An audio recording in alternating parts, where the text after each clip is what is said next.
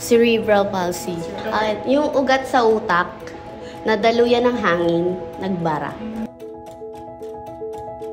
Mahirap. I'm always at home, tapos taking care of him.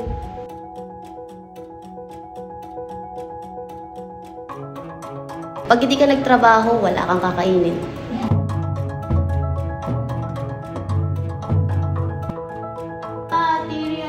Oh my gosh, I'm so sorry.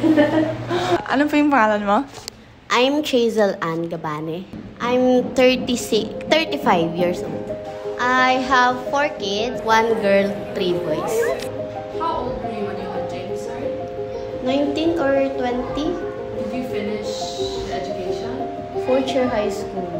He was diagnosed with Cerebral palsy.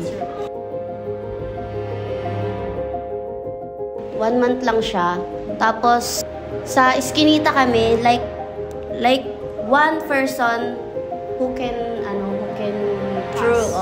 pass.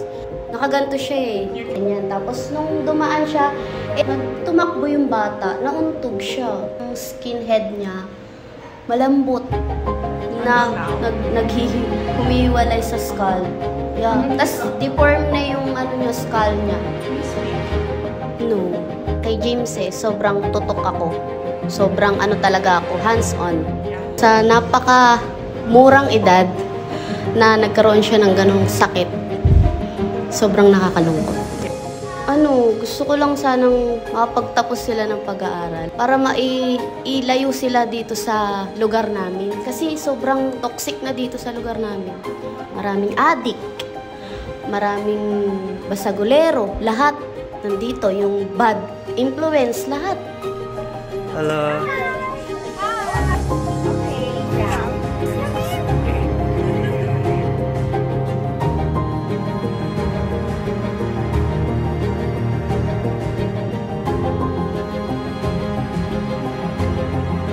Minsan stress.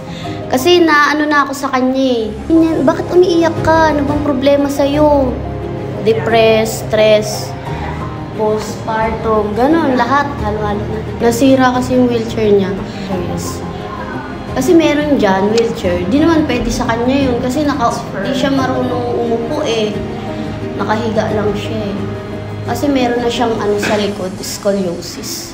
Sa buhay mo, sino ba yung pinakamalaking bayani or hero, savior para sa'yo? Si God.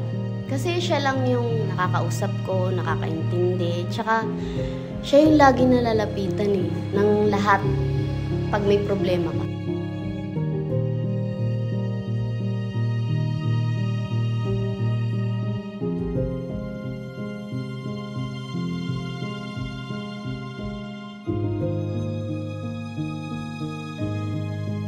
Story with our families, and they wanted to give you something. And some other Thank you! shampoo.